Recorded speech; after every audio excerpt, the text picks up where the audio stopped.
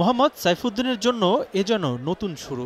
দীর্ঘদিন ছিলেন জাতীয় দলের বাইরে, অবশেষে সুযোগ এসেছে দেশের হয়ে প্রতিনিধিত্ব করার। শ্রীলঙ্কার বিপক্ষে টি-20 সিরিজ দিয়ে ১৩ মাস পর টাইগার জার্সি গায়ে জড়ানোর সুযোগ এই অলরাউন্ডারের। টি-20 সিরিজ খেলতে শ্রীলঙ্কার পথে বাংলাদেশের ৪ ক্রিকেটার। সাইফুদ্দিনের সঙ্গী নাসুম আহমেদ ও শেখ মেহেদী। শেষ দিকে এসে তাড়াহুড়ো করে লঙ্কার বিমান ধরেছেন শরীফুল ইসলাম। দ্বীপরাষ্ট্রে সুযোগটা কাজে লাগাতে চান সাইফুদ্দিন। জার্নিটা অনেক লম্বা ছিল, আপনারা সবাই জানেন। আবার ১৩ মাস পর আবার লাল সবুজের জার্সিতে সুযোগ পেয়েছি। তো ইনশাআল্লাহ চেষ্টা থাকবে। আসলে সুযোগ পাওয়ার চেয়ে জায়গাটা ধরে রাখা অনেক কঠিন, সেটা আপনারা জানেন। সেই লক্ষ্যই থাকবে।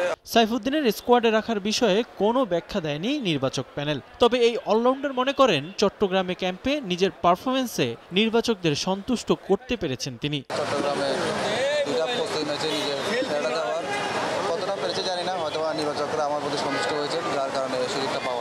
এদিকে বোলিংয়ের পাশাপাশি ব্যাটিংয়েও সমানভাবে অবদান রাখছেন পেসাররা। দলে অলরাউন্ডারের সংখ্যা বাড়লে দল লাভবান হবে বলে মনে করেন সাইফুদ্দিন। শ্রীলঙ্কার বিপক্ষে একাদশের সুযোগ পেলে ব্যাটিংয়ে ভালো করার প্রত্যাশা এই অলরাউন্ডারের। তানজিদ সাকিব যদি গত ম্যাচ দেখেন, অবশ্য তার ছোট্ট একটা ক্যামিও বাংলাদেশের জয়ের জন্য খুব বেশি কাজে লেগেছে। আর আপনি যদি ইংল্যান্ড টিমে দেখেন, 2-3টা পেস বলে অলরাউন্ডার খেলে।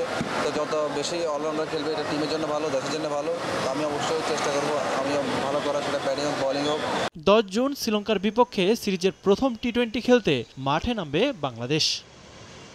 রিফাতুল ইসলাম মিরন, সময় সংবাদ, ঢাকা।